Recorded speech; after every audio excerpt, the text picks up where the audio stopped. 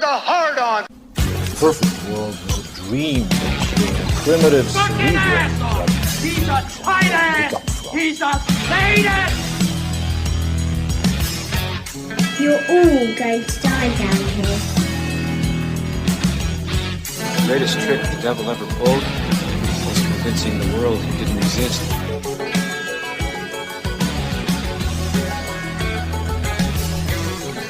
Happy heresies, my beloved truth seekers. Welcome to the Alpha and Omega radio show dealing with the elusive and enigmatic topic of Gnosticism. This is Coffee, Cigarettes, and Gnosis, or Coffee, Coffin Nails, and Gnosis, or just CCG, taking a cue from the tradition of IHOP and KFC. Either way, the show is the always approachable, comprehensive, and affable discussion about the world's favorite and least known heretics, the Gnostics, and their brethren in the Esoterica. As always, we'll stay away from scholarly pontification and definitely stay away from New Age babble. I am so grateful you've imitated yourselves on this approximately Saturday, September 15, 2007. My name is Miguel Connor, otherwise known as your host, Abraxas, that terrible god above god as the ancients knew him. Are you like a crazy person? I'm quite sure they will say so. But we are all gods here at the virtual Alexandria, or at least we admit we have created our own gods, and now these gods should pay homage to us. And the Gnostics understood this almost 2,000 years ago, believe it or not, as is attested in the apocryphal Gospel of Philip. Whoa. Yes, you know what I'm going to say next. We are the Gnostics, sailing the seas of faith through the gnashing rocks of orthodoxy, clawing away at the alien face-huggers of literalism, tired of being the Pokemon of the angelic mafia that rule all the heavens and earths of the universe. What do all men with power want? More power. We are also tired of the sanity in numbers fallacy and revel in our own insanity. Lose your mind and come to your senses and enter a dream of you. I was blind, now I can see! So make sure you've got plant substance to burn and some fuel in your cup, because coffee is for closers and we're gonna burn with the primordial fire that both Simon Magus and Heraclitus spoke about. We continue a second week in a row deconstructing, reconstructing, and rediscovering the Bible and the Christian dogma that grew out of it like a maze of spiritual barbed wire. I've spoken of this before, but by now many of you are wondering when the scalpel will rise from our continual dissection. When will the real Jesus sprout up like the great pumpkin from all the theories and speculations? Like the Dire Straits song Industrial Disease goes, two men say they're Jesus, one of them must be right. Sorry, my beloved truth seekers, but if there ever was a historical Jesus, he's beyond our grasp. He's been forever buried under the weight of history and propaganda. All we have is a patchwork character that serves as a ventriloquist doll for our projections. And that shouldn't be too much of a surprise. The Gnostic Alan Moore said that all history is fiction, and perhaps all memory if you think about it. I have this condition. A condition? It's my memory. Amnesia. No. It's different from that. I have no short-term memory. I know who I am. I know all about myself. Since my injury, I can't make new memories. Look at someone like Hitler and the never-ending suppositions and solidifying legendary about him. He was a Jew. He worked for the Jews. He was an occult wizard. He escaped to Brazil. He wanted this but made a mistake there. He's an evil gargoyle to most, while the symbol of purity and heroism to some nutcases. He is George Bush as much as he is the doppelganger of Muslim terrorists, and so on. And Jesus came farther back in time, so far back that only a time machine might solve the mystery. Although, in my opinion, all that would be found is a lot of self-proclaimed messiahs running in between Jews and Romans banging each other on the heads. It would be a lot like the Monty Python's Life of Brian, but without the aliens. Or maybe the aliens would be there. But if you stare with your third eye, you might catch a coagulating myth, an ancient archetype of other gods, and the wind that carries the hope of freedom. But no man. Behold the no man. You see, none of it was real. It was illusion. But you can choose the Gnostic Jesus, for he does not need to exist to be real. He is the Logos, the reason of the true Father, the mediator between earth and the aeons, a principle of clarity and compassion, our own indwelling Savior, our own death to our lower selves and resurrection to our higher selves. Crucifixion? Good. Out of the door, line on the left, one cross each. In the Gnostic Gospels, Jesus often appears in various aspects to different people. Like the Gospel of Philip says, Jesus took them all by stealth, for he did not appear as he was, but in the manner in which they would be able to see him. He appeared to them all. He appeared to the great as great. He appeared to the small as small. He appeared to the angels as an angel, and to men as a man. Because of this, his word hid itself from everyone. Some indeed saw him, thinking that they were seeing themselves. 300 years ago, you'd have been burned at the stake. His flesh is ghostly or surreal, as the Church Fathers and Gnostic sages agreed. He is a cosmic phantom whose purpose is to teach us that we possess the greatest treasure inside of us, a shard of pure love and divinity, virginal and faultless, and that the rest of reality is just a footnote.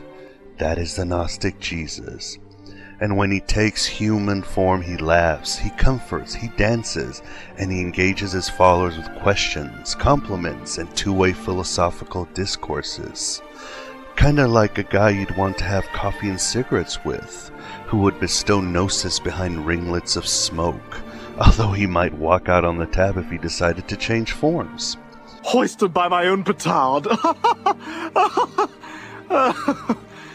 I think this passage from the secret book of John encompasses what the Gnostic Jesus is all about. Enter a distraught Apostle John, who has been mocked by a Pharisee after the crucifixion and hides in some cave like Osama bin Laden. Straight away, while I was contemplating these things, behold, the heavens opened and the whole creation which is below heaven shone, and the world was shaken. I was afraid, and behold, I saw in the light a youth who stood by me. While I looked at him, he became like an old man, and he changed his likeness again, becoming like a servant. There was not a plurality before me, but there was a likeness with multiple forms in the light, and the likeness appeared through each other, and the likeness had 3 forms. He said to me, John, John, why do you doubt, or why are you afraid? You are not unfamiliar with this image, are you? That is, do not be timid. I am the one who is with you always. I am the Father, I am the Mother, I am the Son. I am the undefiled and incorruptible one. Now I have come to teach you what is and what was and what will come to pass, that you may know these things which are not revealed, and those which are revealed, and to teach you concerning the unwavering race of the perfect man. You are what you love, not what loves you. That's what I decided a long time ago. Regardless, does it really matter who Jesus was? The best thing you can do is listen to the various soundtracks of the Christ. Pick the one you like the most, but through all the data, allow something to subconsciously prickle your spirit. That prickling will transform you slowly, and perhaps some enchanted evening you will see Jesus face to face, and you'll realize that he is you as I am you. For in the event horizon of Gnosis, the real reason the Messiah came, there are no distinctions, there is no separation, there is just one soul, one cosmic mind. We've all grown at fundagelicals telling us that Jesus said, only through me can one go to the Father. Well, guess what? You are him and you are already with the Father, if you would just cast away the counterfeit rainbows of the demiurge. Everybody's hell is different. It's not all fire and pain. The real hell is your life gone wrong. So giving us some more of the patchwork character that is the Orthodox Jesus, so that you can find your inner logos, we have J. Raskin, author of The Evolutions of Christ and Christianities. Jay's book is quite an opus, not just in his various dissections of the Orthodox Jesus, but how he combs through scripture and finds startling nuggets of disinformation and contradiction that most scholars have missed. There are pages after pages of Bible passages that you'll read completely differently once he points out a clue in a word or action of any of the Christian characters. He also reveals how the apostolic history of Christianity is as synthetic as the heterosexuality of Tom Cruise, a masterful PR campaign that to this day is swallowed by millions around the globe. I believe that as a species, human beings define their reality through misery and suffering. You'll be astounded at his various insights, many that play into the Gnostic hands, like Mary Magdalene being the author of the Gospels, John the Baptist being the original Christ figure, and the real Messiah being the father of Gnosticism, Simon Magus. The truth is coming out and going down our throats like a hot salt water gargle that scrapes away the bacteria of denial and intolerance. What's going to happen? Something wonderful. But this certainly cuts both ways. What would be unfortunate is that humanity confined Jesus into the land of fables, as the fundamental atheist would like. Then would be throwing out the baby with the bathwater. The myth of Jesus is more puissant than the historical or fable Jesus. Myth is the inner language of the spirit. It is a deeper reality that can only be translated through majestic stories and tragedies. It is dipping into the collective unconscious of mankind and coming out with a sense of wholeness. It is knowing the unknown. First you have to know, not fear. Know, and someday you're gonna die.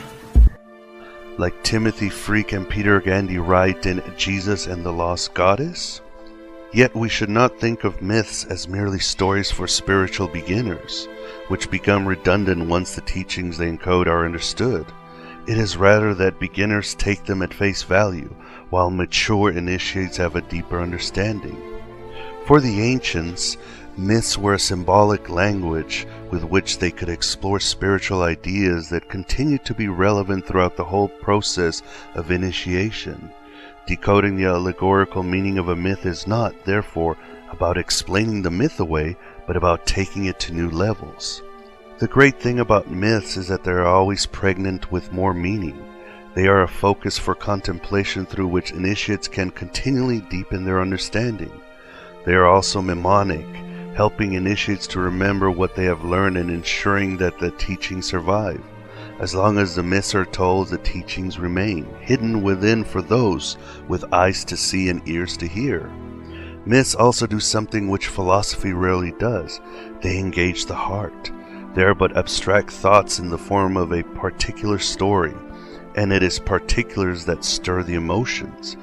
If we are told that there are thousands starving to death right now, we may start thinking about a solution. But if we are shown one particular child starving, we will be moved with compassion. Likewise, myths have the power to fill us with the feeling, just as the Jesus myth has done for millions over the centuries. The Gnostics were well aware that their mythical figures were the product of imagination. The pagan poet Ovid writes, "The gods are created by poets." The Gospel of Philip explains, "Men make gods and worship their creation." But seeing mythical figures as unreal is to miss the point. Mythical figures are images of ineffable archetypals appearing in the psyche. Archetype is a word that was first used by Philo and later taken up by Carl Jung.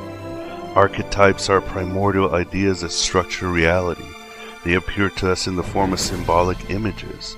As Jung explained, a single archetype may appear in the form of a variety of symbols. Such images are more than subjective fantasies. They are the vocabulary of the psyche itself, through which the initiate can communicate with their own inner depths. But enough of my drivel.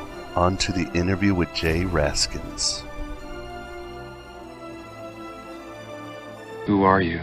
I am the creator of a television show that gives hope and joy and inspiration to millions. Then who am I? You're the star. Was nothing real? You were real. It's what made you so good to watch. Listen to me, Truman. There's no more truth out there than there is in the world I created for you. Same lies. the same deceit.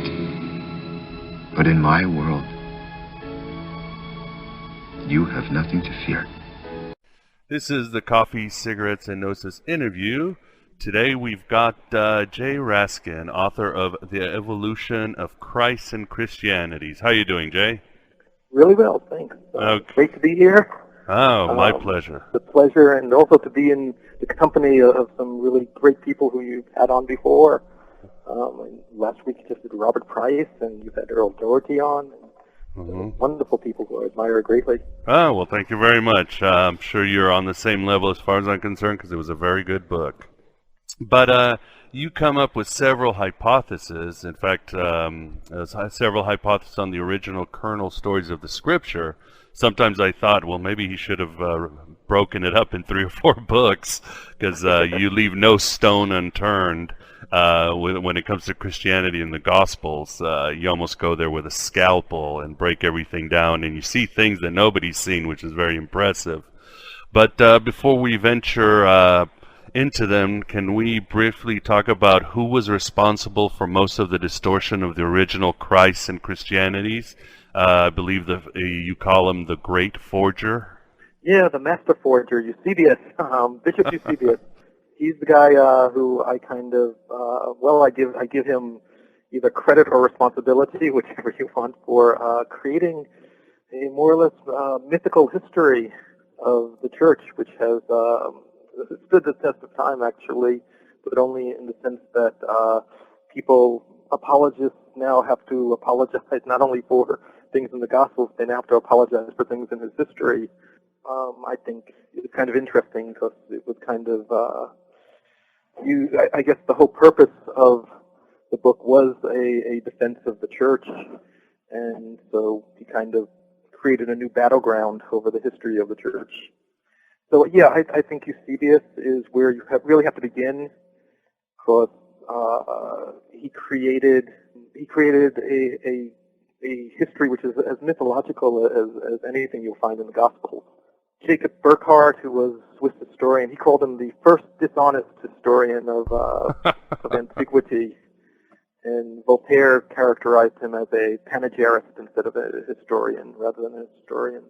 So I tend to agree with that. So I'm not the first person to actually discover that Eusebius was playing around with a lot of stuff, but I think it's important to emphasize it and basically show that what we have is a lovely fictional history as opposed to any real history, and that our problem is that we don't have a real history of early Christianity and Roman Catholic Church. And Jay, what are some of the most impacting distortions of our friend Eusebius? He tries to basically say that the Church suddenly popped out of nowhere. It started, Paul and Peter suddenly had this great idea. They went to Rome and they started this church, and basically nothing changed over the next 300 years or so. That it was it followed the exact same doctrines that it began with. You have to kind of read very carefully all the text that hasn't been filtered through Eusebius, and you get the impression from that that it was probably a lot longer time when the Church didn't exist, and when it did start to exist, it was there was a lot of competing doctrines as opposed to any one strongly felt doctrine. I know that Tertullian, writing about the year 200 or 210, actually says that the Church in Rome holds the doctrine that God the Father came down in the body of Jesus Christ. Wow. So it's quite obvious that the Church did not have even the idea of the Trinity very early, and that they kind of developed different ideas for the first, whenever they started, I would say sometime around 150 to 200, where you should really put the beginning of the Roman Catholic Church. And do you believe that Eusebius redacted or even wrote any of the New Testament scriptures? Yeah, I think there's some of Acts, I think he might have played around with. Tertullian again tells us that Paul was beheaded in Acts, and of course the copy that we now have does not have that at all. It ends with him heading off to Rome or going to Rome. But I tend to think that in the original Acts, he was probably beheaded in Jerusalem and never made it to Rome, and so our friend Eusebius had to make a little change there, and I've not found it indicated before him that Paul went to Rome. So I tend to think that he might have been responsible for that little change. And if I'm not mistaken, I was reading the Jesus Mysteries Yahoo group, and was it you who mentioned that he might have also had his hand in the Church Father writings themselves? I think most of the Church Fathers that we have, he played around, he interpolated passages in all of their writings, or most of their writings. The one, in fact, you can kind of look through his church history, and almost in any case where he mentions a church father or an earlier writer, it's a good bet that he actually changed their writing and put in stuff that he thought should have been there. Perhaps I'm being too negative towards him, because I would like to explain that I feel that we should see him in the light that he really didn't do anything that unusual. If you look at our leaders today, they tend to make up lies and stories to defend their actions. And so he was living in his time, and he did what he felt that he had to do, things that were good for his church and things that were probably good that he felt was good for the empire. So he didn't do anything that was so unusual that we should all say, "Oh, look at that! Shame on Eusebius." Right. He's not the Karl Rove of those days or anything like that. Exactly. You can't perceive him that way. But again, we weren't living in his times, and we didn't have his decisions to make about what to do and how to do it, and all kinds of things that we can barely imagine. And moving on to your other hypothesis, well, first of all, I want to ask you, why in your decision-making or your research, why do you depend so much on the Gospel of Mark and John? Do you see them as early, or is it more authentic? Why do you do that, Jay? Yeah, I think that while they're not the earliest Gospel, I think that they do touch very often on earlier Gospels, that they are influenced by them and they're writing against them, and they're being, so we can kind of deduce from them earlier stuff. Yeah, I think that most people now kind of accept the Gospel of Mark as coming before Matthew and Luke, and I tend to do that too, although but some of the stuff in Matthew and maybe even some of the stuff in Luke refers back to earlier Gospels, I think. So you can't be, absolutely, say that just because it's in Mark, it's earlier than in Matthew or Luke and John, I think, actually gives us much more earlier material in general than the Gnostic Gospels. What are the hints and messages, or maybe for you it was like an aha moment, that tell us that a woman named Mary created the Messianic story? Okay, well, that's looking mostly at thinking about feminist literature and a lot of feminist ideas that are modern feminist ideas, and then kind of putting them back into what the canonical Gospels and what may have come before it. I noticed that the Passion story, which is quite different than most of the other, if you kind of isolate the Passion story, what you get is that it's it's very much Mary-centric. We're starting with the Passion. Mary is the person who anoints Jesus, which is, kind of unusual there. Right. You don't expect a woman anointing Jesus. She's the only witness at the tomb, or she's the only witness at his crucifixion, and then she goes to the tomb. And so the story starts to be as much about her. What's kind of incredible is that beforehand, you don't even, in the Gospels, she's kind of left out. There's a scene or two before that, but she's like a nobody. And then suddenly she's kind of at the center of the story. So my thinking is maybe she's been cut out, that she had a lot more scenes in there, and that they kind of cut her out, and that she actually had a much bigger part to play. And then you start thinking, well, why? Why is Mary so important here? Well, who would really make Mary important? Well, maybe it was a woman who was writing the stuff, and that's why Mary is so important. And so that I developed basically out of that premise or that idea. That's where the idea came from, basically because what I take to be the earliest layers are really Mary-centric. And for the listener, Jay combs all the Gospels and breaks it down and finds out all these little clues. What told you that there was originally a romance between the Jesus character, who's not really Jesus, and Mary? Okay, well, for example, there's that nice little scene where the beloved lays on Jesus' breast. The beloved disciple lays on Jesus' breast. The breast is usually in literature what you would expect of that era is that it would be a man laying on a woman's breast. So I think they kind of changed that and turned it upside down, and that it was actually Jesus laying on Mary's breast, which of course would make Jesus a little bit inferior to Mary, so they had to change that and put the beloved disciple. And the fact that they just keep on referring to the beloved disciple without telling you who it is. So I think that was the first way of getting rid of Mary. We'll just call her the beloved disciple, and then at some point it just got changed into John. Yeah, we'll make it John. Yeah, that'll work. But isn't the original passion play, or what the original conflict, if you would, almost like a Romeo and Juliet, but wasn't Jesus having an affair with his mother-in-law? Is that what I'm getting?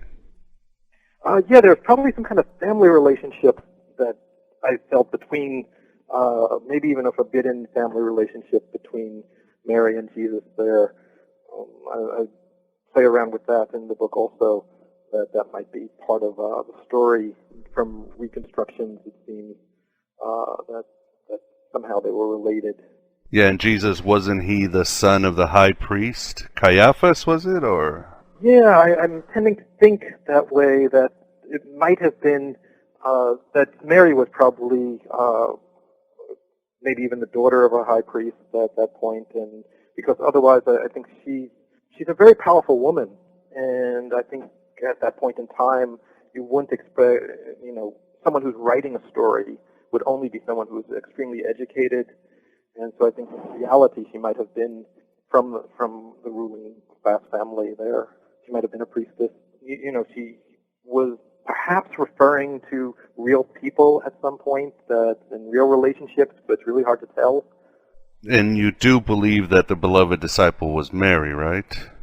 Absolutely. I think there's hardly any question. They really, if you read literature from that period, they don't have men calling, beloved.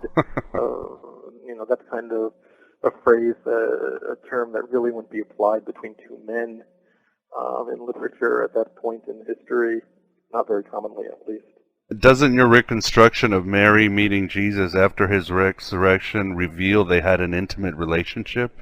Yeah, I think that there's the scene where, as it is now, he says, "Don't touch me. I have to ascend to heaven." But I think probably in the original, he says, "Don't touch me," because in the original she does touch him. Probably he kisses him, actually. I think that was kind of the kiss between Judas and Jesus, I think originally probably happened at the end, and it was probably a kiss between Mary and Jesus, and that's probably pretty much where the play, I think it was probably done in the form of a play, and that's where I think it probably ended with I think it had a happy ending, actually, with Jesus back alive and Mary kissing him, so it would have been a very satisfying ending to the people who were attending the story at that point in time. That was one of those stories where the hero, that Hellenistic story where the hero survives the punishment and comes back. That was a common motif, was lovers think that their beloved is dead, but at the end they get together. That's a romantic novel, Roman romantic novel, and I see that as following it very closely. And am I mistaken, but did you toss a bomb that John is gay? Yeah, I'm thinking that the way that he makes Mary, in John you get the beloved disciple talk, and the leaning on a man's breast, again, very strange, that he would have that he would have a scene of the beloved disciple, of supposedly a man leaning on another man's breast. I can't imagine that he wrote that and did not get that there were sexual implications there. And also there's another scene where Jesus, after he's resurrected, comes down and says, "Do you love me, Peter?" And he repeats it 3 times. "Do you love me, Peter? Do you love me, Peter?" And it's a very romantic scene. And I think originally it was, of course, he was saying it to Mary, and I think it was while he was still alive. So I think they kind of changed it. But I think that you can get from that the idea that in order to do that, they have a scene between 2 men, you would have to imagine that John must have actually imagined himself as Jesus' lover, I guess. So that's why I think that he may have been gay. So it's safe to surmise from your work that Mary basically wrote the original Canonical Gospels as passion plays in order to hide their romance and also to show Jesus as being the real king of the Jews instead of being humiliated by the Romans? Yeah, I think that in the story, at least, Jesus does become king. He probably goes through some kind of mock kingship ritual at the end, and that's what the meaning is. That although the Romans and Jews think that they're just kicking him around, they're actually making him into the king. So I think that kind of the ending is kind. I guess if you knew the inside jokes, it would be very funny. So I think that she was putting that in there. I'm not sure if she was really hiding the romance. I think, again, that's all being taken out and disguised in different ways by the later writers, by the priests who don't like the story to begin with at all, and are really changing it for their own reasons, of course. And the original name wasn't Jesus. What was his original name? I tend to think far as in you most know. of the stories, probably Simon, maybe Simon Zebedee is probably the original name that was used, or maybe Simon Caiaphas is another possibility that I kind of analyzed it, and those are both real possibilities to me. So basically it evolved first as a Mary writing this important person, Mary, who had resources and so forth, and obviously brains, and she wrote this passion play, and then how did it evolve into Gospels?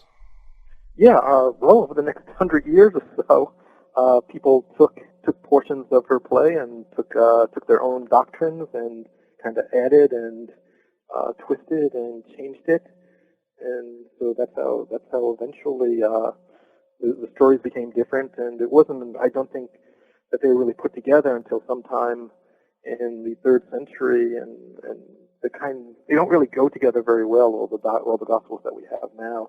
But somebody put them all together at some point, and actually left out a lot of other Gospels that we now know about, that also probably derived originally from this one, which I think from the one original Passion play.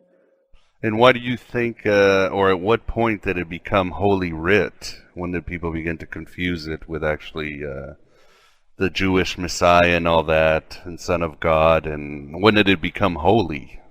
I would think about between 150 to 200 things started happening where it started taking on life of its own and being used, maybe even in the early 3rd century. It could be even a bit later. But if you notice, the writers of the period, most of them don't refer to the Gospels. If you look at the writers, the Christian writers from 150 even 200, for the most part, they just use the Jewish scriptures when they want to make a point. They go to the Old Hebrew scriptures.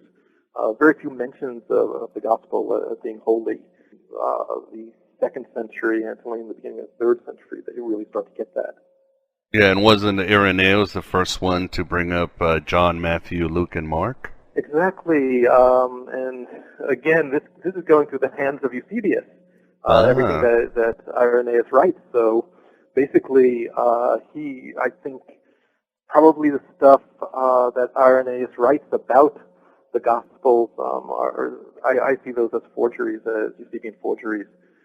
In Book 3 and Book 4 of his against heresies, I think that our old friend Eusebius has been at work there and putting in these nice little things, which he then quotes in the church history. So I just see those as forgeries. You also mentioned that Mary might have also written the Nag Hammadi Library's Thunder the Perfect Mind. How did you come about this, Jay? Yes, well, that's an extraordinary work. It's a woman of fantastic power who just is a mass of contradictions and expresses herself so wonderfully and incredibly that I can only imagine that someone that it was an extraordinary woman who was behind that work, and it seems to match pretty much my thinking about a woman who could have come up with the Passion Gospel and got it produced and got it circulated. I see that as kind of maybe another work by the same woman. Do you see her hand in any of the other Nag Hammadi library scriptures? Well, the Gospel of Mary, of course. I'm not really sure. Again, probably shouldn't really say that. It might have been an imitator, but again, it's hard to tell. There are some clues that are pointing towards the early 2nd century for the Gospel of Mary, but other clues that might be earlier, so not really sure. And obviously you consider yourself a late dater of the Gospels, besides what we've talked to... I'm sorry, go ahead. Well, both a late and early dater. The original Passion play probably was probably done in the 40s, maybe 45, 46. That's early.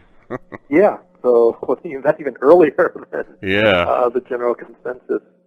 But of course, the canonical Gospels as we now have them, I think that they were probably done after 150.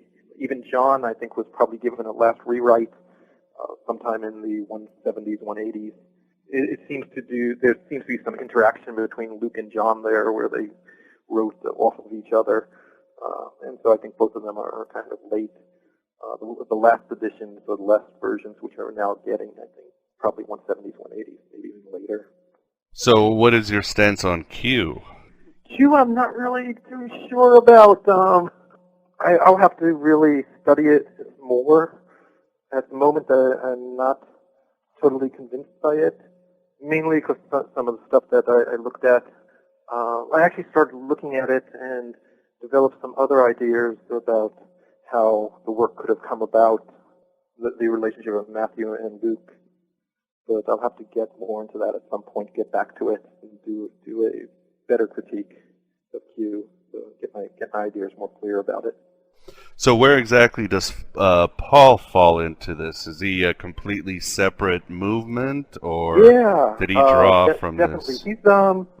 I associate him more with perhaps he's close to Philo.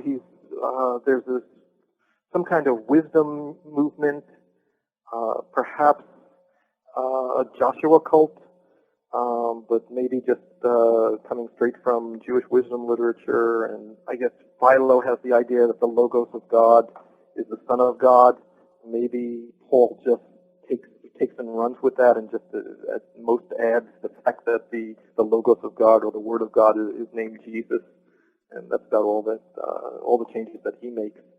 But I agree with Earl Doherty that he has no idea that there was a human Jesus running around at any time in his lifetime.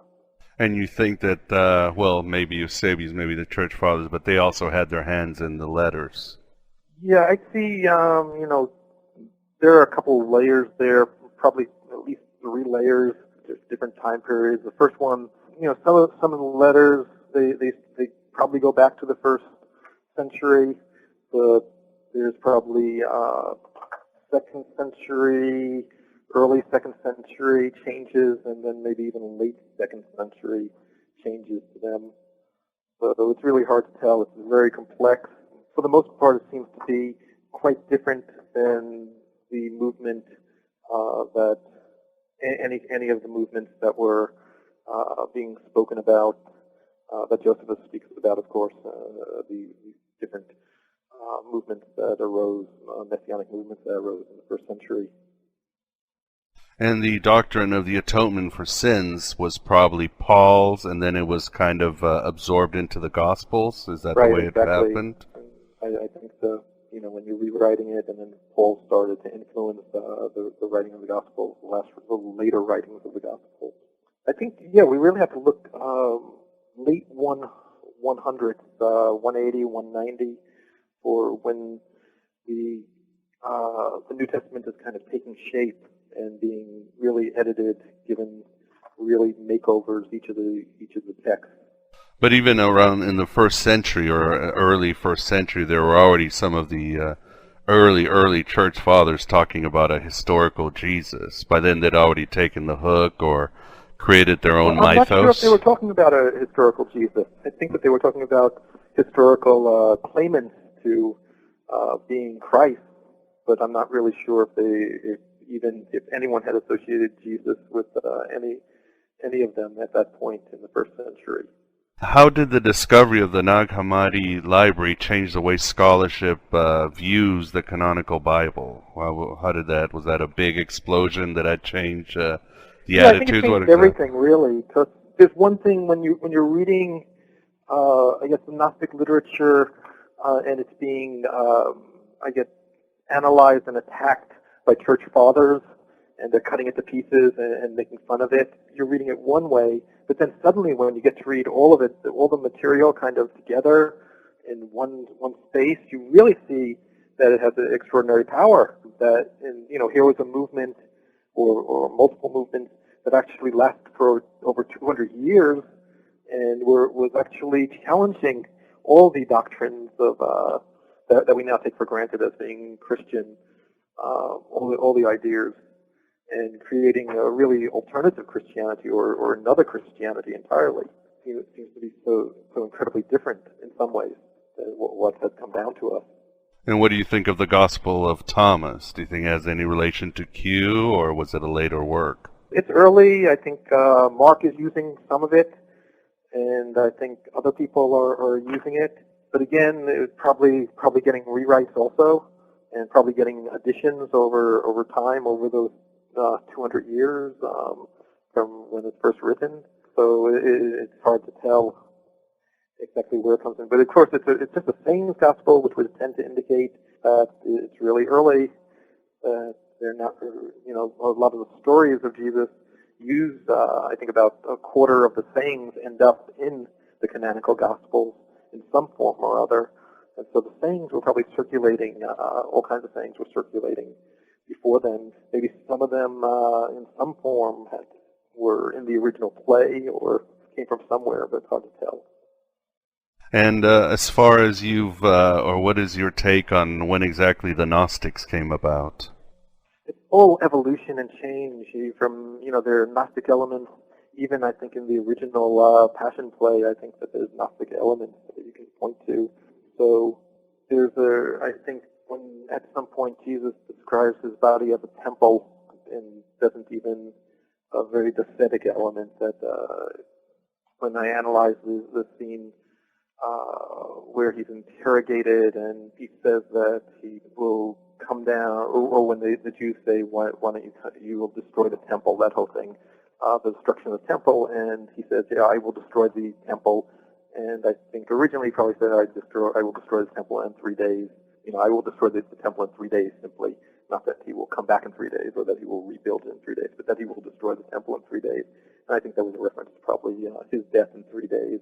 It was predicting his own death, and considering his body a temple, or at least his death as a human being and not his spiritual death. So I think that element might very well have been some of the part of the earliest elements of him as some supernatural being. But that wasn't part of Mary's original intention. That just kind of evolved from the sect of Gnostics later on.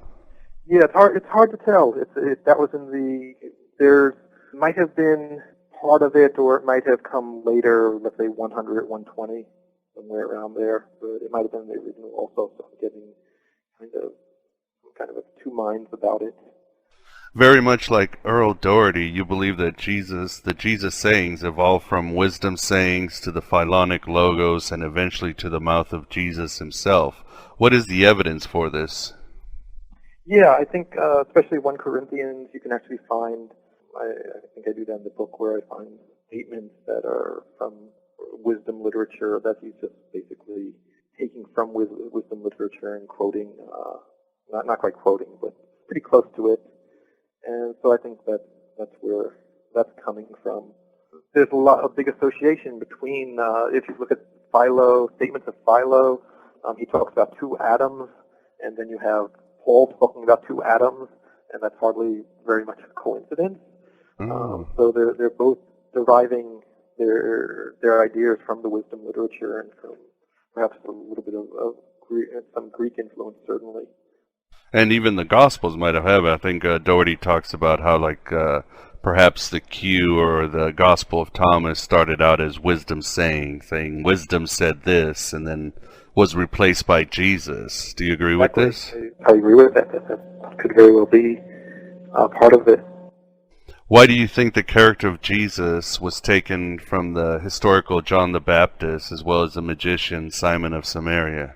Yeah, that actually started, I did an experiment with the Book of Mark, and I basically took all the sayings there and put them together in the order that he gives them, and lo and behold, sayings, and then I asked myself the question, who's saying this stuff? And I found that they tend to be in pairs, the sayings, and it was as if one was a statement and the other was a correction of the statement. But when you looked at it closely, it seemed to be coming from somebody who felt that John was a prophet, and the second statement always comes from someone who is saying, no, John is the Christ.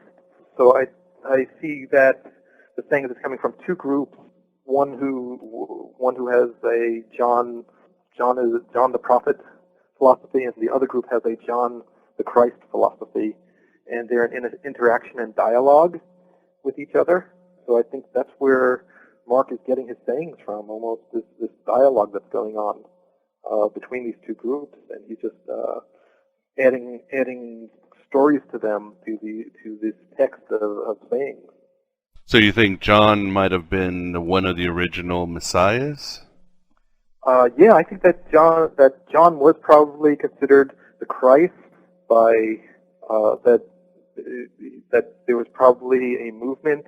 I'm not sure if John was real or not, but there was a movement of John the Christ movement, probably around the early 2nd century, and that's what we're getting. A lot of Mark is coming out of that. And the other thing is that I did another experiment with the Gospel of Matthew, where I put all the speeches together into one speech. And again, the speech starts with John making a speech, not Jesus. And the speech just goes straight through. There's no stopping.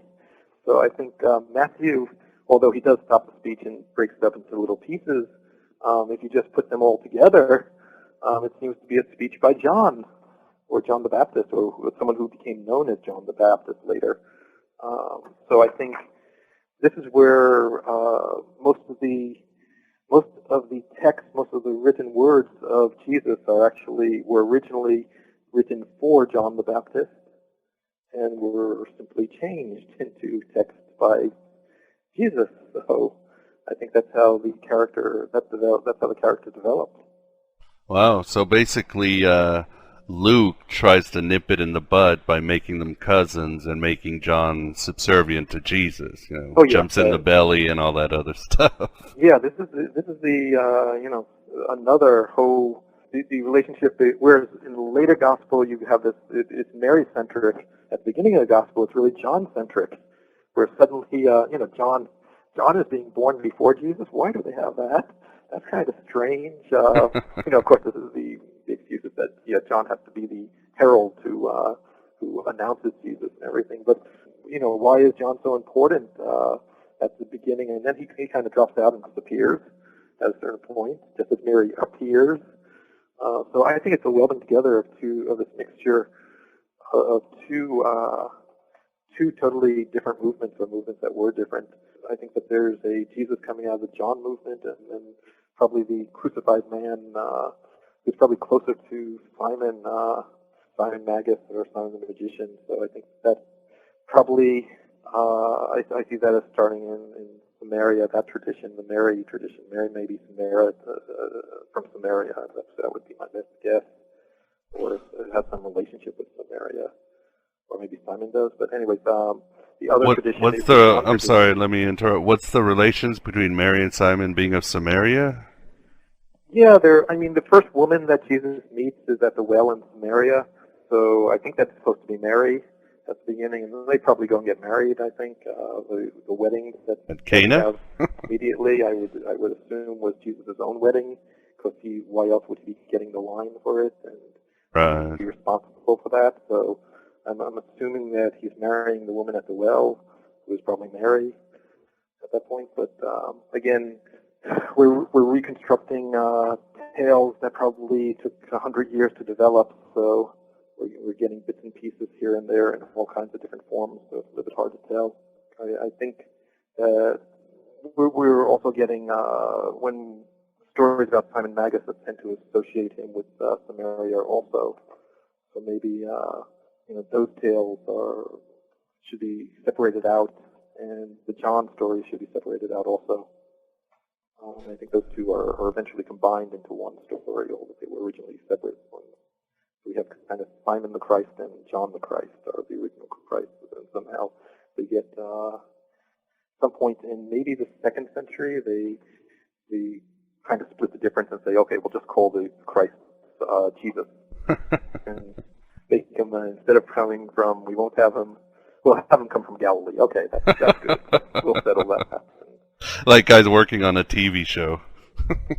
Yeah, exactly. In fact, it's from my background. Actually, I have a background in film. Originally, I went to School of Visual Arts in New York before I got a degree in philosophy. Later, my PhD in philosophy, but I got a bachelor's in filmmaking, and so I'm kind of analyzing text as if what I noticed was that if you look at the early history of cinema, not the later history when you had the big studios and everything, but when almost anybody who, you got a group of people together and you started making movies around 1905 or 1910, and, very little capital was invested, and you just started telling stories or copying stories that someone else had just told and remaking the same movie, the same 10 minutes short, and, just making slight differences, changes to them. So that's the way that I conceive of the early of these tales being told about Jesus. They were kind of like a genre that was being done, or being told, or I should say Messiah tales.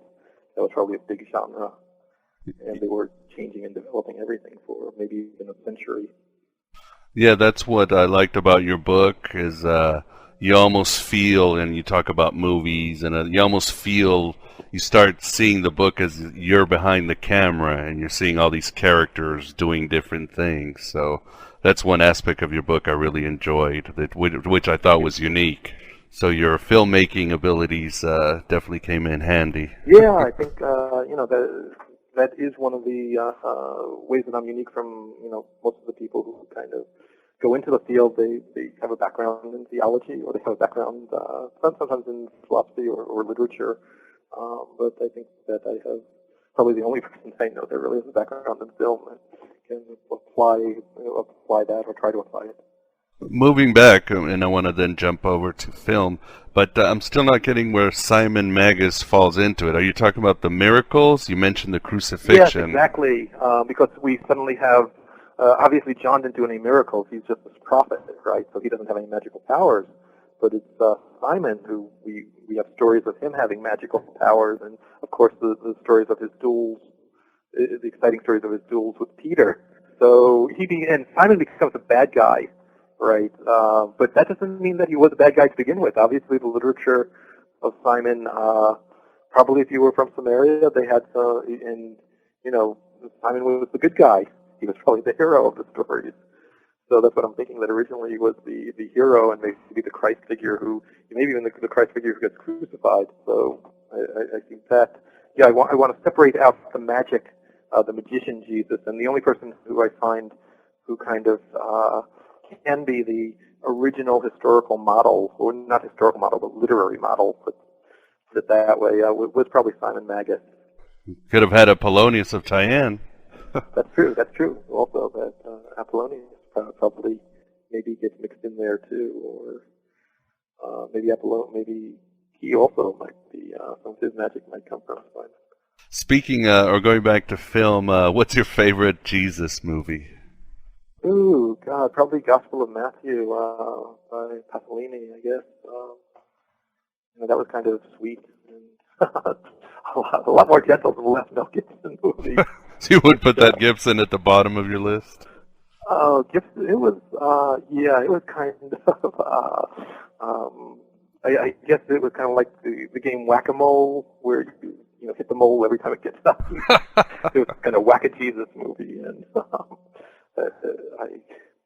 there were all kinds of problems with it. Ended up, I don't know. I just thought it was almost the doctrines, but it was laughable in some sense, but unfortunately, kind of bloody and repulsive at the same time. But again, it's a fascinating film, and I'm glad he made it. But I feel sorry for people who take it seriously and think that that's an accurate portrayal. Unfortunately, and sometimes my students come in and they say, "Oh, my favorite film is The Passion of Christ." Yeah, I think I believe it was really real, that it really captured the truth and everything. And that worries me. Yeah, I think Robert Price calls it the Golgotha Chainsaw Massacre. Good description. And before we go, are you working on anything else? I mean, it seems you've run the gauntlet with this book. I really, I want to get a lot of different ideas there, and kind of what happened was that I realized that in the field, there's not just one thing wrong with the field. It's not like, they got this thing wrong or that thing wrong. It's like the whole field is wrong.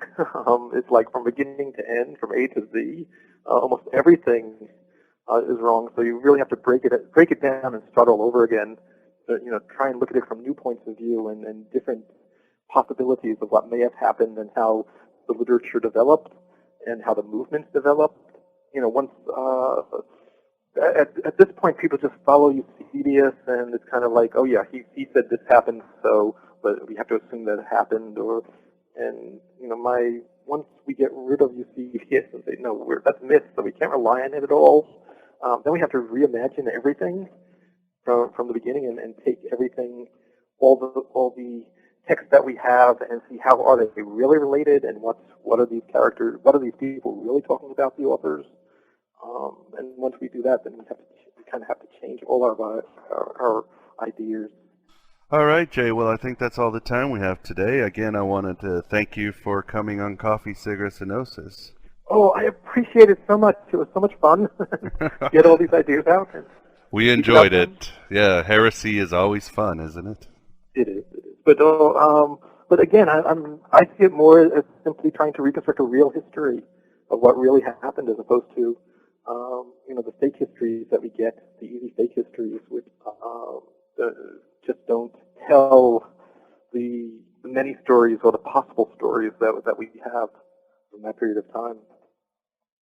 All right, Jay. Well, again, thank you very much, and hopefully we'll have you on soon. Thank you. I appreciate it very much. Have a good evening.